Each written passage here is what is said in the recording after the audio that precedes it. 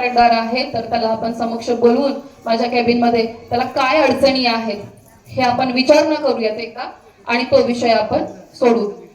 त्याचबरोबर माझ्याकडे काही संजय गांधी श्रावणबाळ निराधार योजने हा स्मशानभूमीचा एक शेड जे आहे तुमच्याकडून होणार आहे ना.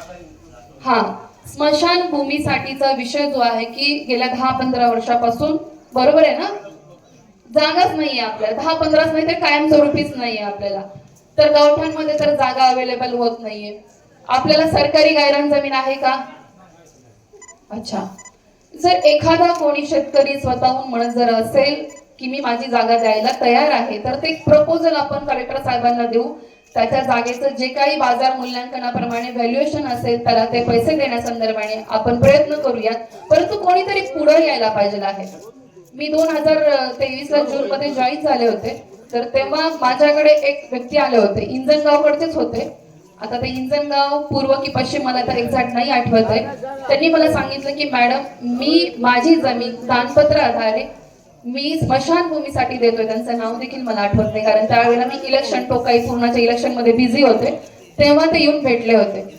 मला एवढंच तुम्हा सगळ्यांना एक आवाहन करायचं आहे, ज्या शेतकऱ्याला वाटते की आपण आपल्या गावासाठी पुढे येऊन जर माझी एखादी पडीक जमीन आहे तर त्या पडीक जमिनीचं जे काही व्हॅल्युएशन बाजार मूल्यांकन असेल त्याप्रमाणे तुम्हाला पैसे देण्याचं आम्ही इथं आश्वस्त करतो.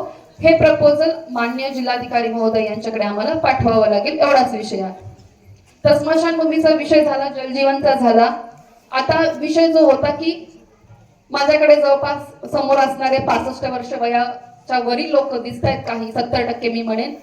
तर संजय गांधी आणि श्रावणबाळ निराधार योजना जी आहे जी माझ्या महसूल विभागाअंतर्गत दिली जाते, तर याच्यासाठी ज्या काही दिव्यांग असतील, विधवा असतील, परित्यक्ता असतील, निराधार असतील, यांच्या सगळ्यांसाठीच्या ह्या ज्या योजना आहेत तर या योजनेचा लाभ देण्याकरता आम्ही सगळे कटिबद्ध आहोत. मात्र काय होतं, काही गोष्टी ज्या माझ्या निदर्शनास आलेल्या आहेत त्या एकतर ज्या महिला ज्या आहेत, ज्या की माझी लाडकी बहीण ज्या आहे, मुख्यमंत्री लाडकी बहीण योजनेचा असं देखील फायदा घेत आहेत, त्याचसोबत त्या माझ्याकडे संजय गांधी मध्ये किंवा श्रावणबाळ मध्ये असे काही मला आधार कार्ड पाहायला मिळाले ज्याच्यामध्ये त्यांनी त्यांची वय जी आहे एकतर कमी केले किंवा मग सोयीस्कर वाढवले.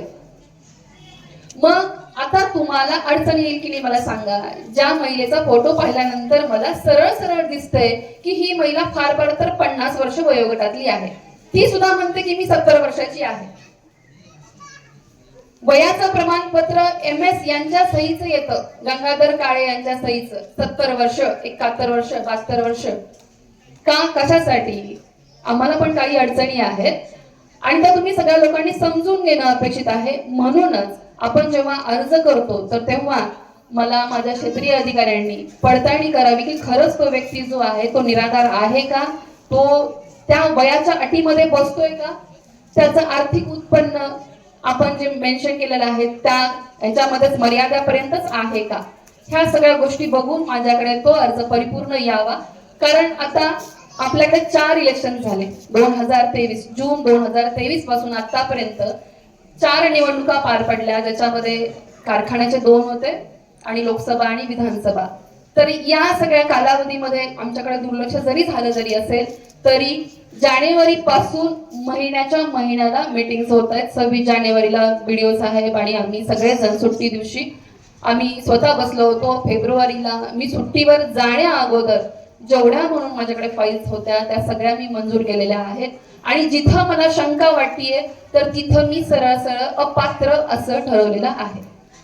मग मी अपात्र ठरवतीये तर तुम्ही माझ्याकडे येणं अपेक्षित आहे की मॅडम तुम्ही जे अपात्र ठरवलेलं आहे ते योग्य असेल नसेल ते तुम्हाला माझ्यासमोर मांडायचं आहे. असे खूप जण येऊन भेटून गेले देखील, मॅडम माझं वय खरंच 65 आहे, मी जरी दिसत